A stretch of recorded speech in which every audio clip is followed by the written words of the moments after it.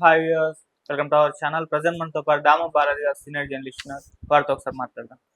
Sir నమస్కారం sir. నమస్తే. Sir, Afghan పైన పాకిస్తాన్ యుద్ధం మొదలుపెట్టినట్టుగా కనిపిస్తుంది సార్. ఇవాళ మార్నింగ్ కూడా అటాక్స్ చేసింది, అక్కడ బాంబ్ అటాక్స్, డ్రోన్స్ తోటి, ఫైటర్ జెట్స్ తోటి. సో ఏం జరుగుతుంది, ఎందుకు ఈ యుద్ధం మొదలు పెట్టేశారు? మరి ఇప్పుడు ఆఫ్ఘాన్ కూడా రివర్స్ లో యుద్ధంకి తాము కూడా సై అన్నట్టుగా కనిపిస్తుంది. మరి దీనివల్ల ఏమన్నా భారత్ కు నష్టం ఉందా? మరి యుద్ధం ఎటువైపు దారితీసే అవకాశం ఉంది? ఖచ్చితంగా భారత్ అఫెక్ట్ అవుతుంది. ఎందుకంటే మన పక్క దేశాలే రెండు కూడా, రెండు దేశాలతో కూడా మనకు బార్డర్ ఉంది, సంబంధాలు ఉన్నాయి. సో ఆ రెండు దేశాల మధ్య యుద్ధం మొదలైతే ఇండియా కూడా అనివార్యంగా ఎఫెక్ట్ అయ్యే అవకాశం ఉంది.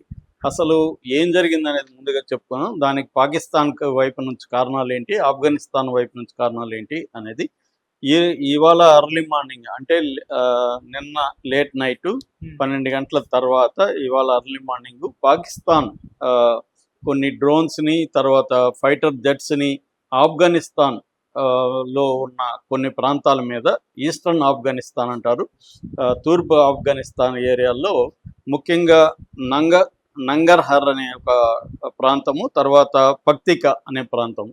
ఈ నంగర్హర్ పక్తిక ప్రాంతాల్లో అనేక చోట్ల బాంబింగ్స్ అనేవి, ఏరియల్ బాంబింగ్స్ అనేవి చేసింది. డ్రోన్స్ ద్వారా, ఫైటర్ జెట్స్ ద్వారా బాంబుల్ని వేసింది.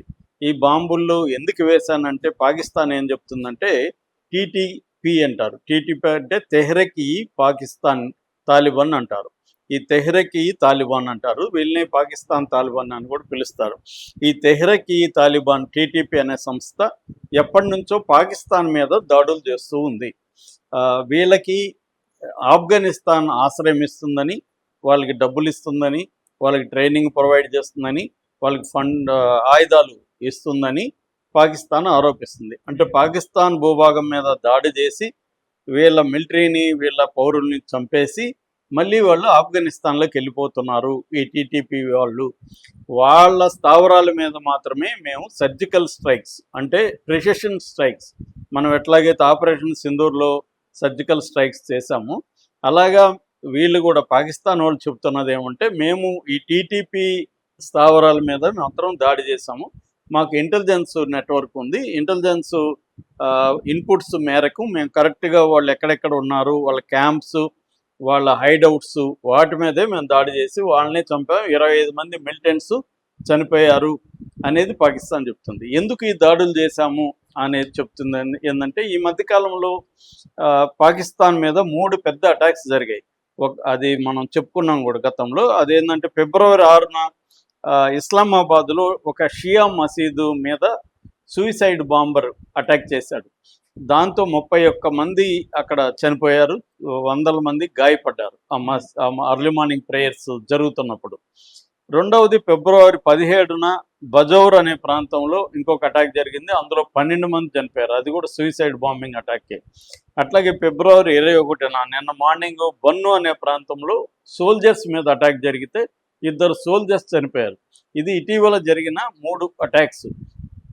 ఈ మధ్యకాలంలో అంటే తాలిబాన్ ప్రభుత్వం ఎప్పుడు ఏర్పడింది, అక్కడ 2021లో ఏర్పడింది. 2021లో అమెరికా ఆఫ్ఘనిస్తాన్ ఆక్యుపై చేసుకునింది, అమెరికా వెళ్ళిపోయింది, ఆయుధాలను కూడా వదిలేసి వెళ్ళిపోయింది. దాంతో తాలిబాన్లు అధికారంలోకి వచ్చారు. వాళ్ళు వచ్చినాక ఈ టీటీపీ ఏదైతే ఉందో వీళ్ళ యాక్టివిటీలు విపరీతంగా పెరిగాయి అన్నమాట. దాదాపు 800% పెరిగాయని చెప్తున్నారు. ఒక 2025లోనే last year 600 attacks TTP Pakistan మీద చేసింది. సో ఈ టీటీపీ ఈ స్థాయిలో అంటే ఖైబర్ పఖ్తూన్ఖ్వా అంటారు, ఖైబర్ పఖ్తూన్ఖ్వా అనే ఒక ప్రావిన్స్లో ఈ తెహ్రీక్ తాలిబాన్ అనే ఒక సంస్థ పోరాడుతూ ఉంది. ఆ సంస్థకి దాదాపు 35,000 మంది సైన్యం ఉన్నారు. వాళ్ళు మిలిటెంట్స్, వాళ్ళల్లో సూసైడ్ బాంబర్స్ కూడా ఉన్నారు. వాళ్ళు పాకిస్తాన్ మీద, సైనికుల మీద, ప్రజల మీద అటాక్ చేసి చంపుతున్నారు. సో దీనికి వ్యతిరేకంగా పాకిస్తాన్ వాళ్ళని అణచివేయడానికి ట్రై చేస్తుంది, కానీ వాళ్ళకి ఆఫ్ఘనిస్తాన్ ఆశ్రయం ఇస్తుంది. సో అందువల్ల ఇప్పుడు ఆఫ్ఘనిస్తాన్లో ఉండే ఈ టీటీపీ స్థావరాల మీద నేను దాడి చేశానని పాకిస్తాన్ చెప్తుంది. కానీ తాలిబాన్ ప్రభుత్వం ఏం చెప్తుంది, వాళ్ళు టీటీపీ లేదు ఇక్కడ ఫస్ట్ ఆఫ్ ఆల్, రెండోది వాళ్ళు దాడి చేసింది, వాళ్ళు బాంబింగ్స్ వేసింది మిలిటెంట్ స్థావరాల మీద కాదు, సివిలియన్ ఇళ్ల మీద, అంటే పౌరుల ఇళ్ల మీద దాడులు చేశారు. డజన్స్ ఆఫ్ సాధారణ పౌరులు చనిపోయారు, అని చెప్పి ఆ వీడియోలంతా కూడా రిలీజ్ చేస్తుంది. హాస్పిటల్లో మహిళల శవాలు, పిల్లల శవాలు ఉన్నాయి. ఆ కింద ఇండ్లు నేలమట్టమైన వీడియోలు వచ్చాయి, ఫోటోలు వచ్చాయి. అంటే పాకిస్తాను ఈ పేరుతో మా భూభాగం మీద దాడులు చేసి మా పౌరుల్ని చంపుతుంది అని ఆఫ్ఘనిస్తాన్ ఆరోపిస్తుంది. అది వాళ్ళ సివిల్ సమస్య, వాళ్ళ ఇంటర్నల్ సమస్య. ఏది టీటీపీ అనేది మాకు సంబంధం లేదు, మేము హెల్ప్ చేయట్లేదు అని.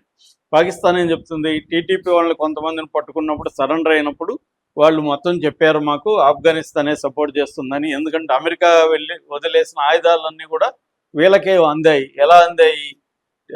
ఆఫ్ఘనిస్తానే వీళ్ళకి ఆయుధాలు అందించింది. ఆ ఆయుధాలంతా కూడా వీళ్ళ దగ్గర ఉన్నాయి.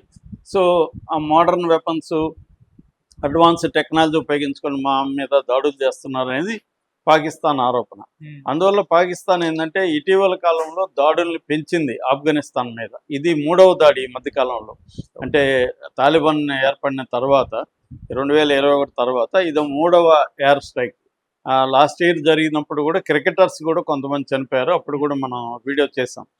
సో ఇది అసలు ఆఫ్ఘనిస్తాన్కి పాకిస్తాన్కి మధ్య వార్ అనేది ఎప్పటి నుంచో ఉంది. యాక్చువల్గా ఏంటంటే ఆ రెండు దేశాల మీద మధ్య దురండ్ లైన్ అని ఒక లైన్ ఉంది, సరిహద్దు లైను. అది 2670 కిలోమీటర్ల పొడవు ఉంటుంది.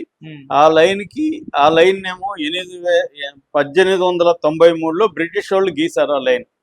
ఆ లైన్ మేము గుర్తించమని ఆఫ్ఘనిస్తాన్ అంటుంది. అక్కడి నుంచి వీళ్ళిద్దరి రెండు దేశాల మధ్య ఇష్యూస్ ఉన్నాయి బార్డర్లో. తర్వాత సోవియట్ యూనియన్ ఆఫ్ఘనిస్తాన్ ఆక్యుపై చేసుకుంది 80sలో. ఆ తర్వాత నాటో కూటమి వచ్చింది. నాటో కూటమికి సోవియట్ యూనియన్కి ఆఫ్ఘనిస్తాన్ ఒక యుద్ధక్షేత్రంగా మారిపోయింది. ఆ టైంలో పాకిస్తాన్ని అమెరికా ఉపయోగించుకొని టెర్రరిస్టుల క్రియేట్ చేయడానికి, టెర్రరిస్టులను అక్కడ పంపించడానికి పాకిస్తాన్ వాడుకునింది సోవియట్ యూనియన్కి వ్యతిరేకంగా. దాన్ని ఆ మధ్య కూడా ఖ్వాజా ఆసిఫ్ వాళ్ళ డిఫెన్స్ మినిస్టర్ ఓపెన్గానే చెప్పాడు, ఈ టెర్రరిస్టులు మేమే క్రియేట్ చేసాం అమెరికా కోసం అని ఆయన ఓపెన్గానే ఆ మధ్య మీడియాకి చెప్పాడు. సో పాకిస్తానే తయారు చేసిన ఈ టెర్రరిస్టులతో ఇప్పుడు పాకిస్తానే ఇబ్బంది పడుతుంది. సో ఒక పక్కేమో ఖైబర్ పఖ్తూన్ఖ్వా ఏరియాలేమో ఈ టీటీపీ వాళ్ళు, అటువైపు ఏమో బలూచ్ లిబరేషన్ ఆర్మీ బిఎల్ఏ వాళ్ళు, ఈ రెండు వైపుల నుంచి పెద్ద ఎత్తున పాకిస్తాన్కి నష్టం చేస్తున్నారు. దీన్ని ఎలా ఎదుర్కోవాలో తెలియదు. బిఎల్ఏకి సపోర్ట్గా ఇండియా ఉందని ఆరోపిస్తుంది, టీటీపీకి సపోర్ట్గా ఆఫ్ఘనిస్తాన్ ఉందని ఆరోపిస్తుంది. ఇప్పుడు ఆఫ్ఘనిస్తాన్ కూడా మా సార్వభౌమత్వాన్ని మీద అటాక్ చేస్తుంటే మేము ఊరుకోము, మేము కూడా రిటాలియేట్ చేస్తామని ఆఫ్ఘనిస్తాన్ అంటుంది. కాకపోతే ఆఫ్ఘనిస్తాన్ పాకిస్తాన్ మీద దాడి చేసే అంత శక్తి సామర్థ్యాలు ఆఫ్ఘనిస్తాన్కి లేవు. పాకిస్తాన్ చాలా బలమైన, మిలిటరీ పరంగా చాలా బలమైంది. తర్వాత వాళ్ళకి చైనా సపోర్ట్ ఉంది, టర్కీ సపోర్ట్ ఉంది మిలిటరీ పరంగా. సో కాబట్టి ఆఫ్ఘనిస్తాన్ కూడా చర్చల్లోకి రావాల్సిందే. దీనికి ఖతారు, టర్కీ మధ్యవర్తిత్వం వహిస్తున్నాయి, ఆల్రెడీ మీడియేషన్ చేస్తున్నాయి. సో ఇది రెండు దేశాలు యుద్ధానికి పోకుండా ఉండాల్సిన అవసరం అయితే ఇండియాకి కూడా ఉంది. వాళ్ళిద్దరిని యుద్ధానికి పోకుండా చూసుకోవాల్సిన అవసరం అయితే. ఇండియా ఆఫ్ఘనిస్తాన్లో మంచి సంబంధాలు అయితే ఉన్నాయి. కానీ యుద్ధం వచ్చినప్పుడు ఆఫ్ఘనిస్తాన్ వైపు గట్టిగా ఇండియా నిలబడితే పాకిస్తాన్ ఇండియా మీద కూడా దాడి చేసే అవకాశం ఉంది. కాబట్టి ఇండియా కూడా ఆ పని చేయకపోవచ్చు. సో యుద్ధాన్ని ఆపడానికే ఇండియా కూడా ట్రై చేస్తుంది. ఎందుకంటే ట్రేడ్ రూట్స్ ఉన్నాయి, మెడికల్ ఎక్విప్మెంట్, ఇవన్నీ కూడా ఆఫ్ఘనిస్తాన్కి పాకిస్తాన్ అవసరాలు ఉన్నాయి. కాబట్టి అంత ఈజీగా యుద్ధం అయితే రాదు. ఇది ఒక రకమైన లిమిటెడ్ స్ట్రైక్గా చెప్పుకోవచ్చు. సో ప్రాక్సీ వార్ అయితే కంటిన్యూ అయ్యే అవకాశాలు ఉన్నాయి. ప్రాక్సీ వార్ అంటే ప్రచ్ఛన్న యుద్ధం. అంటే మిలిటెంట్స్ వాళ్ళు కూడా 35,000 మందికి పైన ఉన్నారు. కాబట్టి అందులో కరుడు గట్టి బాగా ట్రైన్ అయిన వాళ్ళు 8,000 నుంచి 10,000 మంది టీటీపీ వాళ్ళు ఉన్నారు. సో వాళ్ళు అంత ఆగే ఇది లేదు, ఇది లాంగ్ టర్మ్ వారు. కాబట్టి ఈ నేపథ్యంలో ఆఫ్ఘనిస్తాను చర్చలకు వెళ్ళి తాము టీటీపీకి సహాయం చేయలేదనేది ప్రూవ్ చేసుకోవాల్సిన అవసరం అయితే ఉంటుంది. ఇది ఎప్పటి నుంచో కంటిన్యూస్గా జరుగుతుంది. ఈ వార్ అనేది ఇప్పటిది కాదు, 1949లో జరిగింది, 1960లో జరిగింది, 70sలో జరిగింది. ఈ రెండు దేశాల మధ్య ఏదో ఒక ఆర్మ్డ్ కాన్ఫ్లిక్ట్ అనేది జరుగుతూనే ఉంది. సో ఇది కంటిన్యూ అవుతుంది తప్ప ఇదేమీ ఒక పరిష్కారం అయితే ఇప్పుడు వచ్చే పరిస్థితి కనబడట్లేదు. Okay sir, thank you so much.